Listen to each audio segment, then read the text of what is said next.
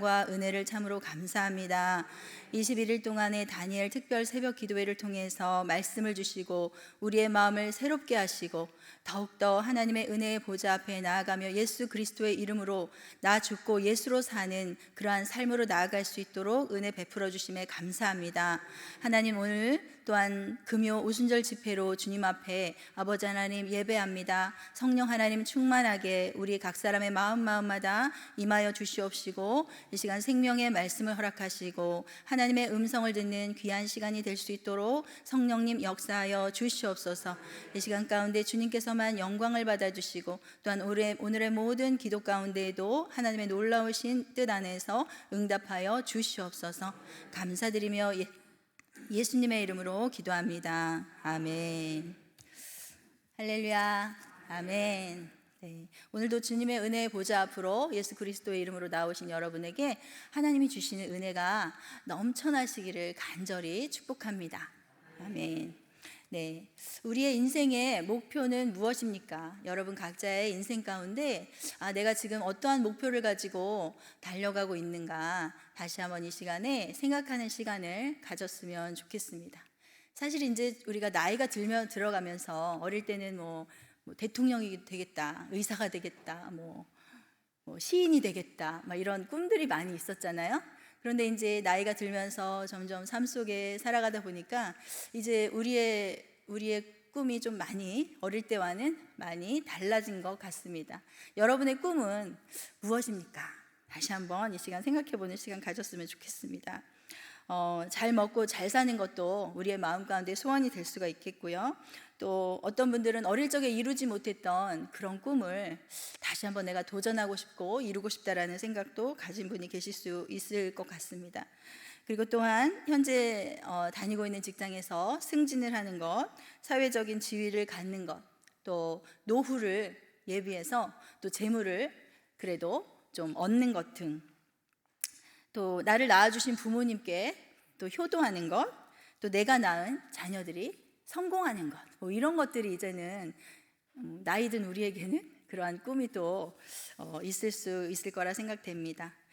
또 지금은 우리 나라 가운데에서 또 새로운 대통령 선거를 해야 되는 상황 속에서 또 원대한 꿈과 비전을 가지고 또 이 나라를 새롭게 한번 해봐야 되겠다라는 꿈을 꾸면서 대통령을 꿈꾸는 사람들도 있겠죠.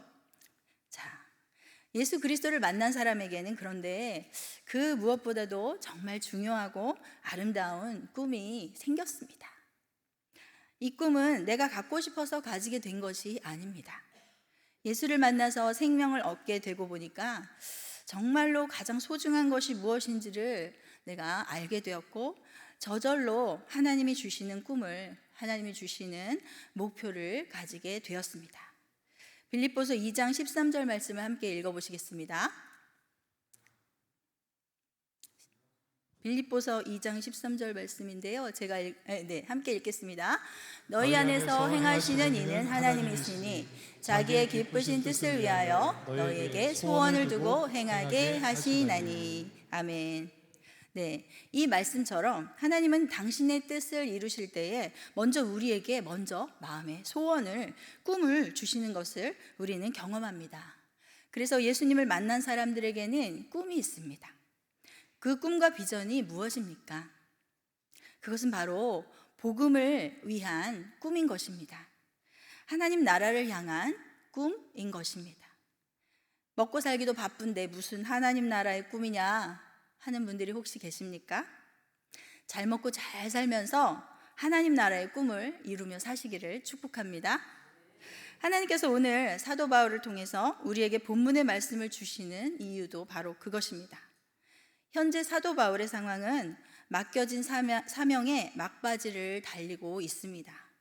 로마 감옥에서 마지막 시간을 보내면서 제자 디모데에게 유언과도 같은 내용의 편지를 쓰고 있는 것입니다.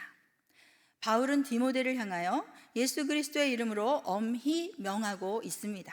1절과 2절 말씀을 함께 읽어보시겠습니다.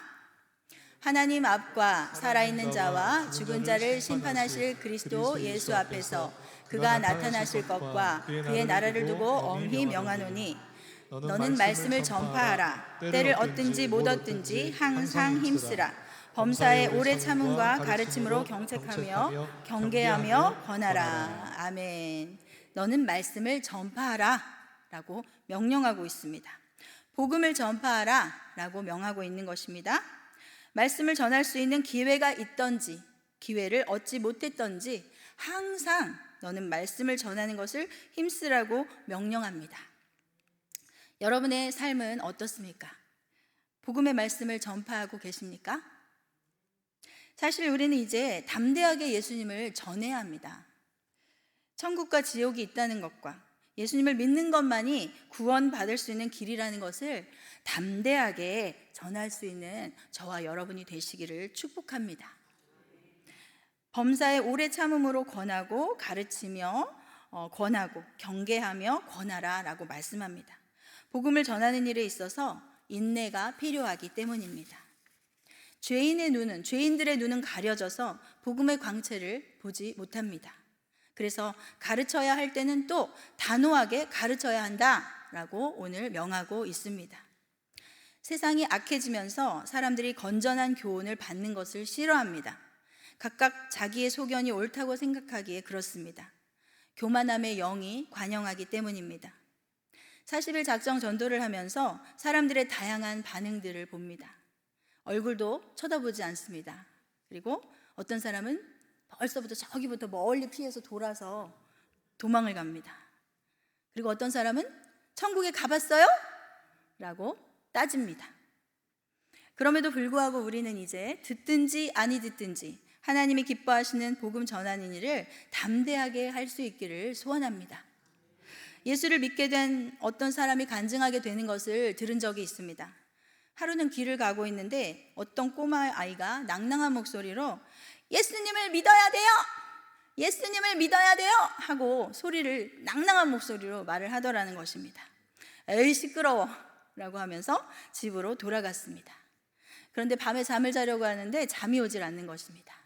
그 아이의 그 낭낭한 목소리가 예수를 믿어야 돼요! 예수를 믿어야 돼요! 라고 하던 그 낭낭한 목소리가 귀에서 쟁쟁쟁쟁쟁 울려 퍼졌다는 것입니다.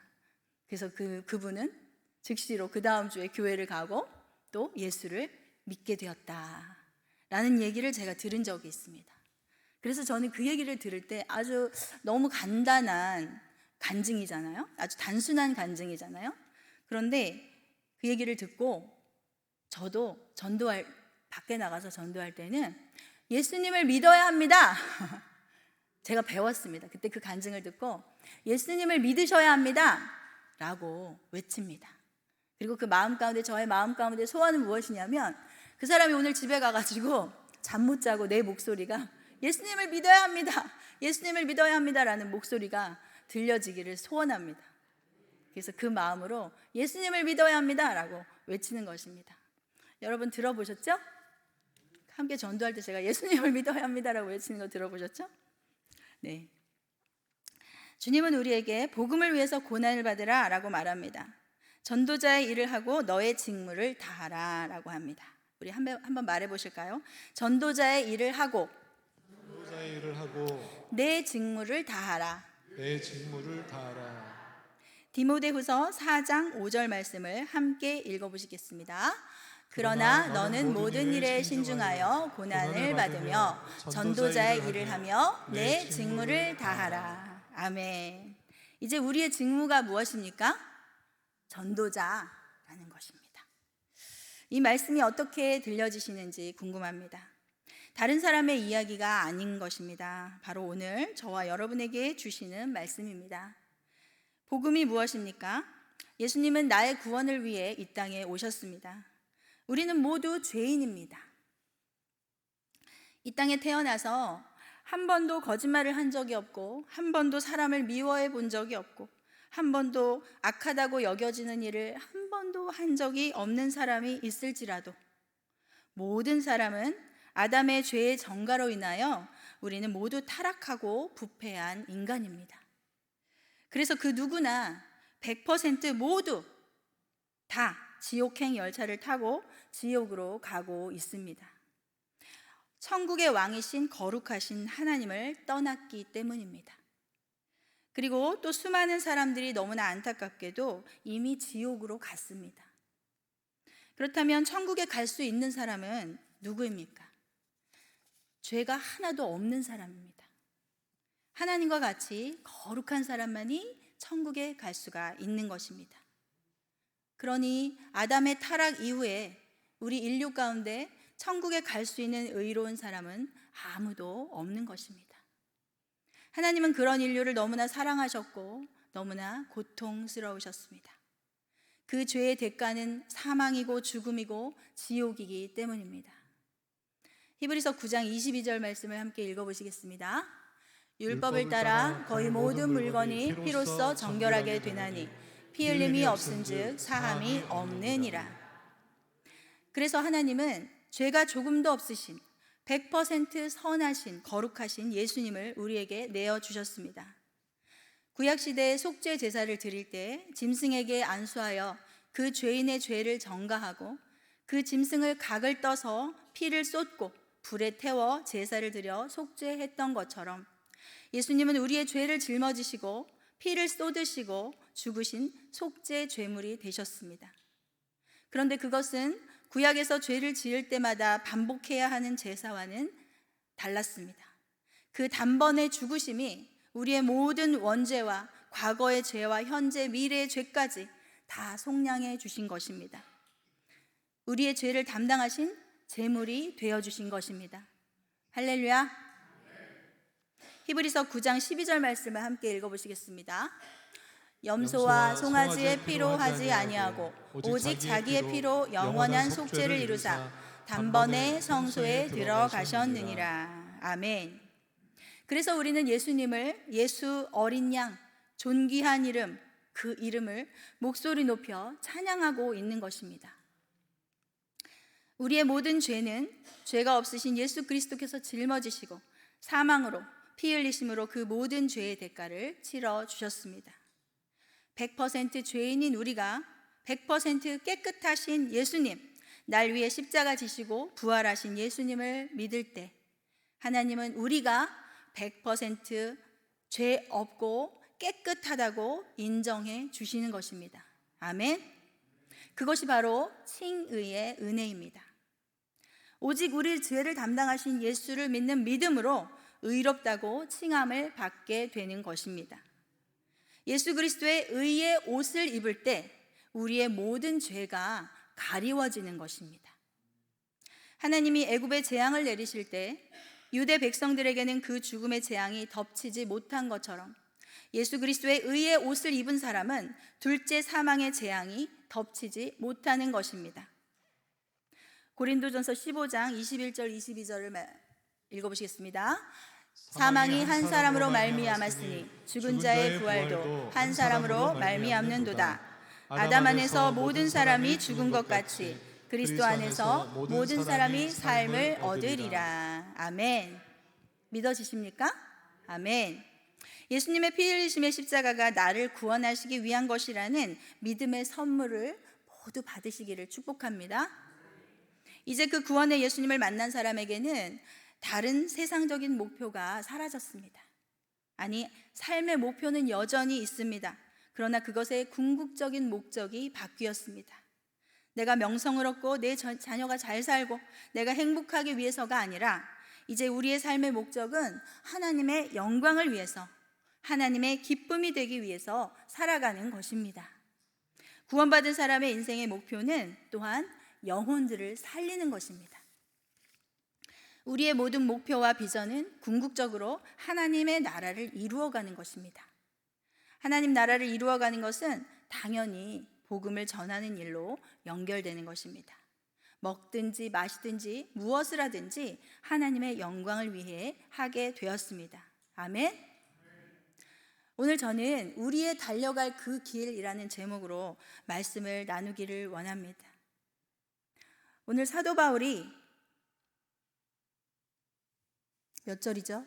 7절 말씀에서 나는 선한 싸움을 싸우고 나의 달려갈 길을 마치고 믿음을 지켰으니, 나의 달려갈 길을 마치고 믿음을 지켰으니, 그 구절을 보면서 우리의 달려갈 길도 바로 사도 바울이 달려갔던 그 길이다라는 감동이 들었습니다. 아멘. 우리의 달려갈 그 길은 어떻습니까? 어떤 길입니까? 첫 번째로는 복음 전도자의 길입니다. 그 길이 우리의 달려갈 길입니다. 나 때문에 하나님 아버지가 욕을 먹으면 안 되고, 나 때문에 예수님이 증거되는 것이 막히면 안 됩니다. 나 때문에 복음의 문이 닫히면 안 됩니다. 사랑하는 여러분, 우리는 신앙생활을 하면서 수없이 많은 장례 예배를 드리게 됩니다. 장례 예배를 드리다 보면 우리의 인생이 허무하다는 것을 절실하게 느끼게 됩니다. 멀쩡하게 살아있다가도 어느 날 갑자기 쓰러지기도 합니다. 어느 날 갑자기 교통사고를 당하게도 되고, 어느 날 갑자기 내가 지나가던 땅이 꺼져서 생명을 잃게 되기도 합니다. 그러면 내가 그동안 가지고 있던 그 모든 것은 더 이상 나에게는 아무런 쓸모가 없는 것입니다. 그런 상황들이 조금은 공감이 되시나요? 이런 얘기를 드려도 남의 얘기로만 들릴 수 있습니다. 그러나 남의 이야기만은 아니라는 것을 생각하는 것이 바로 지혜입니다. 우리가 가지고 있는 재물이나 우리가 이룬 업적이나 우리가 이 땅에서 쌓아오는 모든 것들은 다 사라지게 되는 것입니다. 그러나 우리에게 영원히 사라지지 않는 것이 있습니다. 그것은 바로 우리가 주님을 위해 살아가는 그 시간의 헌신은 사라지지 않는다는 것입니다. 우리의 물질의 헌신은 사라지지 않는다는 것입니다. 전도의 헌신, 사랑의 헌신, 육신의 헌신, 그런 것들은 하나도 사라지지 않고 하나님의 나라 저축 통장에 차곡차곡 쌓이고 있는 것입니다. 이 땅에서 그것을 통해서 또한 하나님의 나라가 확장되어 가고 있는 것입니다. 다니엘서 12장 3절 말씀을 함께 읽으시겠습니다. 지혜 있는 자는 궁창의 빛과 같이 빛날 것이요 많은 사람을 옳은 대로 돌아오게 한 자는 별과 같이 영원토록 빛나리라. 아멘. 천국에서 별과 같이 영원토록 빛나고 싶습니다. 영원토록 어떤 모습으로 빛나게 될 것인가는 우리의 육신의 생각으로는 감히 잘 알 수 없습니다. 그러나 알 수 있는 것은 하나님께서 너무나 기뻐하시고 영화롭고 놀라운 영원한 축복을 우리에게 허락하신다는 것은 사실인 것입니다. 하나님께서 아름다운 상급을 주시겠다는 것입니다. 우리의 달려갈 그 길, 하나님이 정해주신 그 길은 매우 단순합니다. 이제 세상 욕심을 다 버리시기를 축복합니다. 세상 쾌락을 다 버리시기를 축복합니다. 이제는 하나님을 향한 영적인 욕심을 추구하시기를 축복합니다.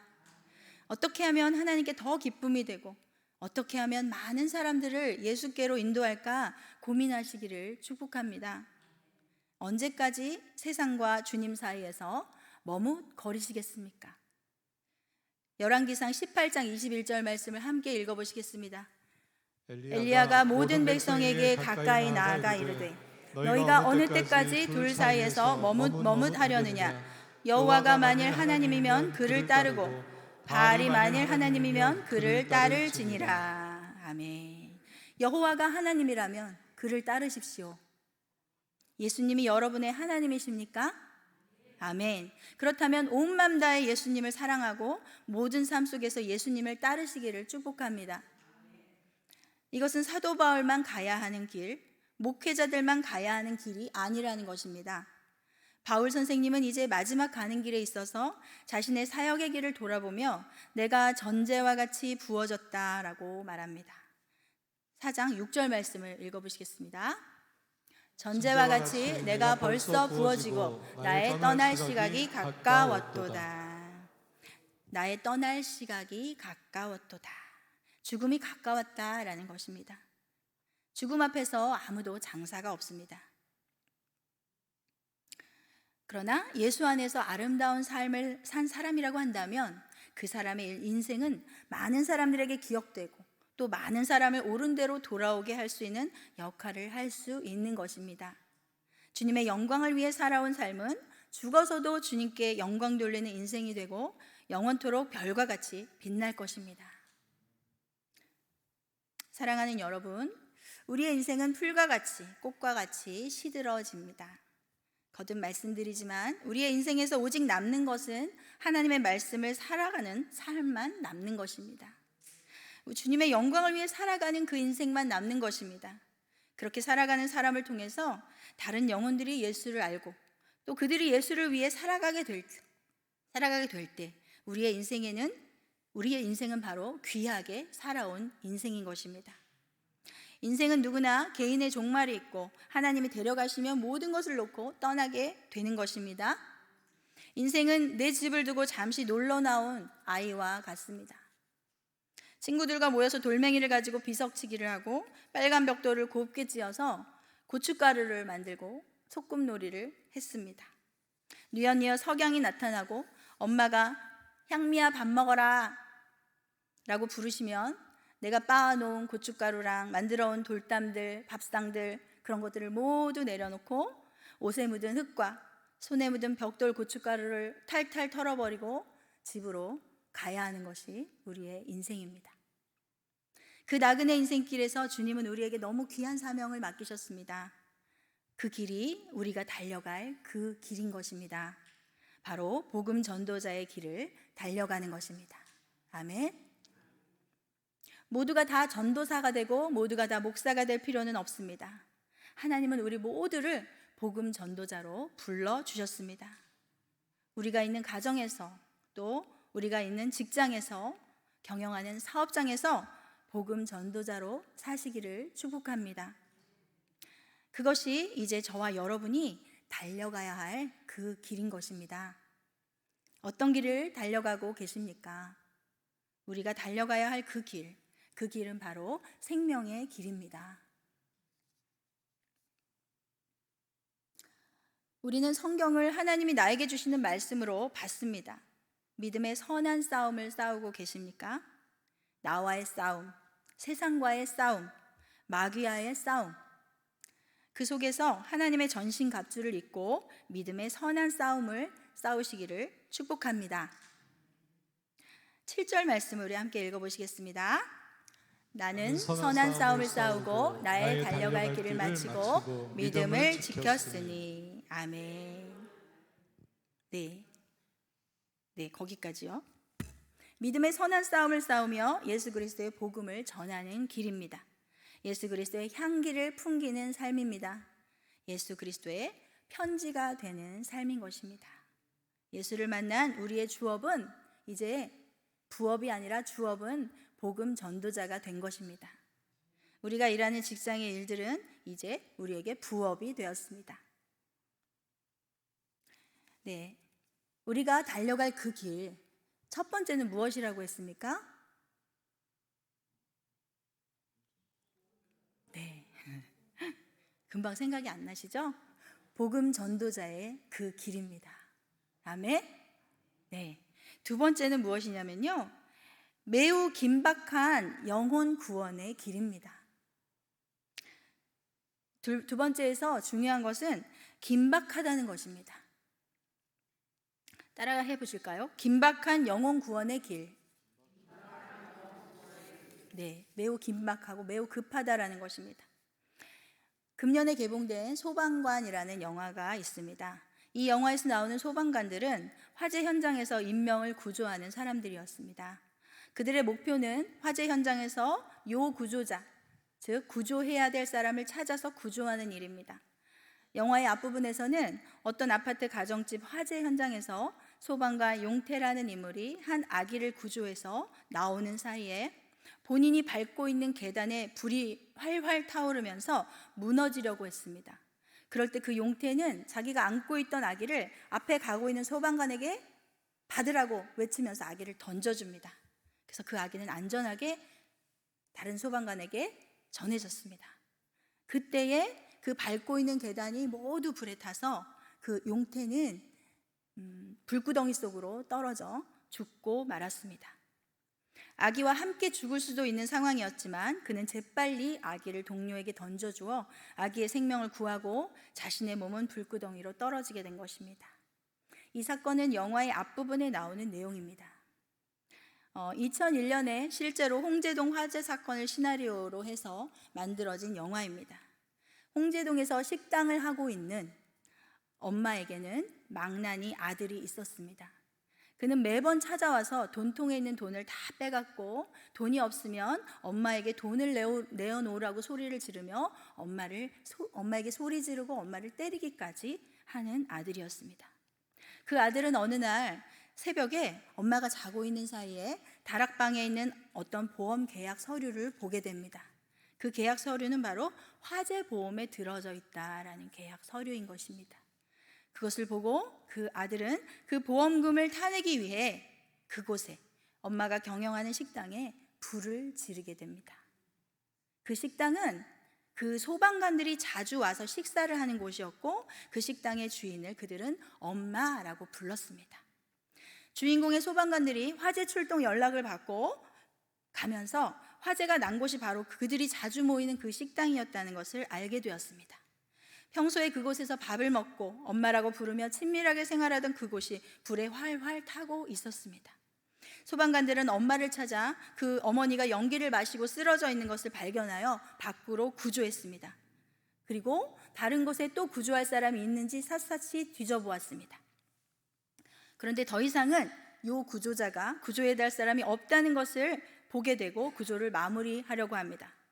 그런데 그 엄마가 얼굴이 검게 그을린 상태로 구조된 엄마는 구급차로 밀려 들어가면서 저 안에 내 아들이 있어, 제발 좀 구해주세요 라고 울면서 얘기를 하는 것입니다. 그 아들은 누구입니까? 바로 불을 지른 장본인이기 때문에 그곳에 있지 않았습니다. 그러나 엄마는 그것을 알지 못했습니다. 아들이 분명히 함께 자고 있었기 때문에 아들이 그곳에서 자고 있다라고 생각하는 것입니다. 소방관들은 요 구조자가 더 이상 없다는 것을 확인하고 화재 현장에서 나왔지만 아들이 안에 있다고 확신하는 엄마의 간절한 요청에 반장이 들어가자고 합니다. 그 반장은 누구냐면 이번에 이 화재 현장을 마지막으로 이제 치킨집을 경영하기로 아내와 약속한 사람이었습니다. 그 반장이 솔선수범하여 안에 있다고 하잖아, 어서 들어가서 구하자라고 하면서 6명의 소방관이 흩어져 찾아보기로 합니다. 여러 명이 들어가야 곳곳에 어디 흩어져 있는 요 구조자를 빨리 찾을 수가 있기 때문에 들어간 것입니다. 그러나 결국 아무리 찾아도 그 아들은 보이지 않았고 건물은 활활 타면서 무너지게 됩니다. 소방관 7명이 불타서 무너진 건물 더미에 깔려 모든 힘을 동원해서 구조했지만 철용이만 살고 모두 사망하게 됩니다. 너무나 안타까운 상황이 아닐 수 없었습니다. 인명을 구조하다가 그런 일이 생긴 것도 아니었고 사람을 구하다가 그렇게 됐다고 하면 조금 덜 화가 날 것 같습니다.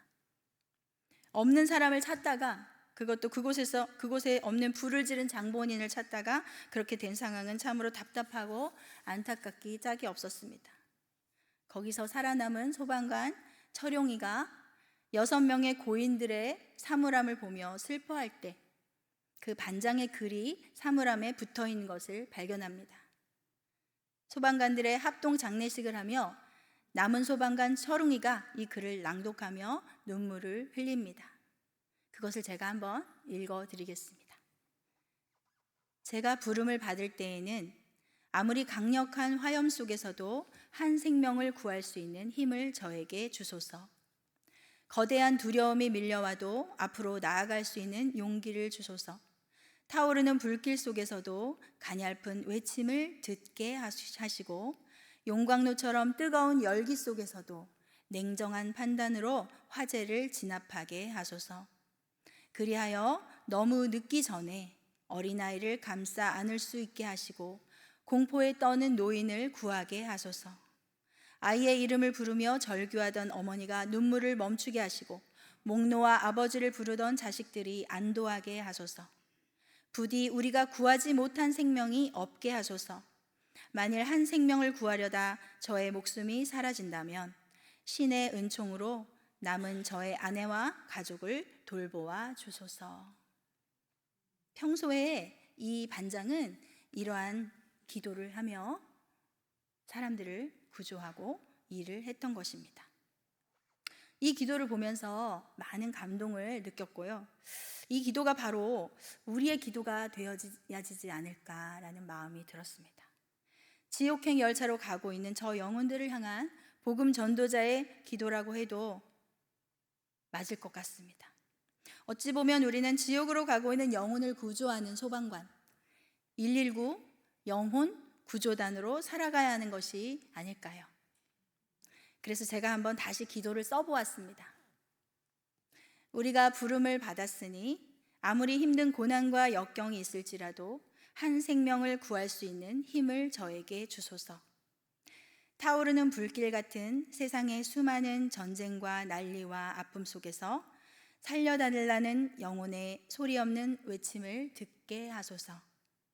세상의 위장된 풍요로움과 거짓 평강 속에서 진정한 행복과 진정한 평강인 예수 그리스도를 전하게 하소서. 너무 늦기 전에, 그들이 생을 마감하기 전에 나의 아내를, 나의 남편을, 나의 아들, 딸들을 구하게 하소서. 어린아이를, 노인을, 직장 동료를, 죽어가는 영혼을 구하게 하소서. 부디 우리가 구하지 못한 생명이 없게 하소서. 네, 바로 저와 여러분의 기도가 되어야 하지 않을까 생각됩니다. 그런 길을 달려가는 저와 여러분에게 하나님은 의의 면류관을 예비하셨습니다. 8절 말씀을 함께 읽어보시겠습니다. 이제 후로는 나를 위하여 의의 면류관이 예비되었으므로 주 곧 의로우신 재판장이 그날에 내게 주실 것이며 내게만 아니라 주의 나타나심을 사모하는 모든 자에게도니라. 아멘. 네, 주의 나타나심을 사모하는 자는 예수님을 기다리며 예수님과 여주 동행하는 사람입니다. 주의 나타나심을 사모하는 자는 반드시 영혼에 대한 긍휼이 있습니다. 다른 영혼에 대한 긍휼이 없이 어떻게 예수님을 기다릴 수가 있겠습니까? 예수님을 기다린다고 하면서 죽어가는 영혼에 대한 아픔이 없다면 그는 가짜일 수 있습니다. 예수가 오시는 그날에 그 모든 영혼들이 버림을 당하게 될 것을 생각한다면 사망의 그늘에 서 있는 영혼들을 그냥 버려둘 수 없을 것입니다. 사랑하는 여러분, 우리는 이번 주일에 블레싱 데이를 맞이합니다. 40일 동안 300명 정도 되는 영혼들의 이름을 부르며 기도했습니다. 또한 여러분들의 초대장과 선물을 전하며 축복의 날에 초대했습니다. 이것은 하나의 행사가 아닙니다. 블레싱 데이는 우리의 달려갈 그 길, 그 생명의 길의 한 부분입니다. 우리는 때를 얻든지 못 얻든지 하나님의 말씀을 전해야 합니다. 그 영혼들을 예수께로 인도해야 합니다. 그 사망의 불구덩이에 있는 그 영혼들을 긴급하게 구해야 하는 119 영혼 구조단이 바로 저와 여러분인 것입니다.